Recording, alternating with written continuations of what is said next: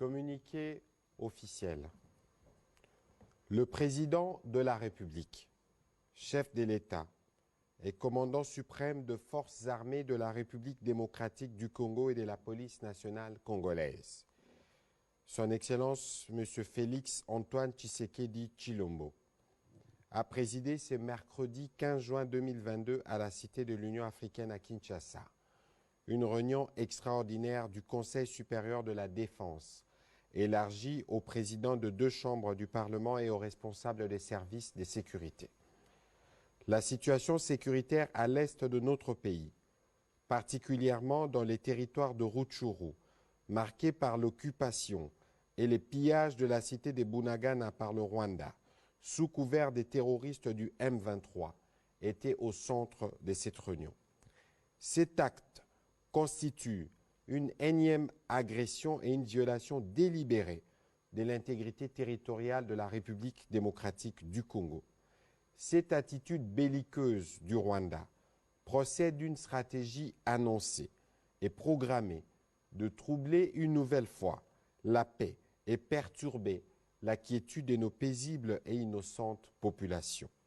La République démocratique du Congo est déterminée à défendre chaque centimètre carré de son territoire. Tirant les conséquences de cette situation et consécutivement à la réunion du 27 mai 2022, le Conseil supérieur de la défense a pris des mesures suivantes. 1. L'exigence faite au Rwanda de procéder au retrait immédiat de ses troupes sous couvert du groupe terroriste M23 du sol congolais. 2. La demande formulée au gouvernement de la République démocratique du Congo de suspendre tous les protocoles d'accord, accords et conventions conclus avec le Rwanda.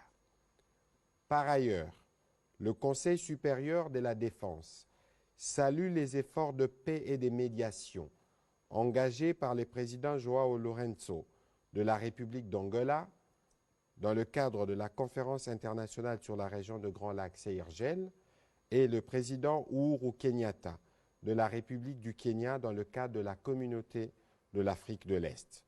Le Conseil supérieur de la défense a également salué la forte mobilisation patriotique de la population congolaise pour le soutien indéfectible à nos forces de défense et de sécurité.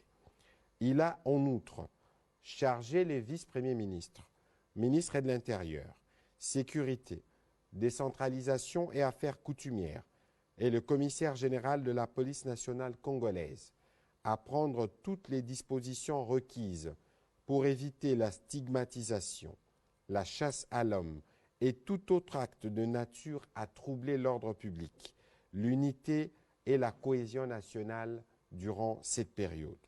Le Conseil supérieur de la défense a réaffirmé la volonté de la République démocratique du Congo de poursuivre le processus de paix de Nairobi en cours pour la pacification de l'Est du pays et de toute la sous-région.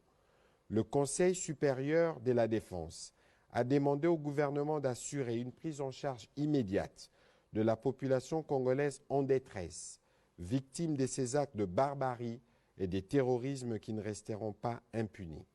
Enfin, le Conseil supérieur de la défense a encouragé le gouvernement de mettre davantage des moyens nécessaires à la disposition des forces de défense et de sécurité pour assurer la défense et l'intégrité du territoire national.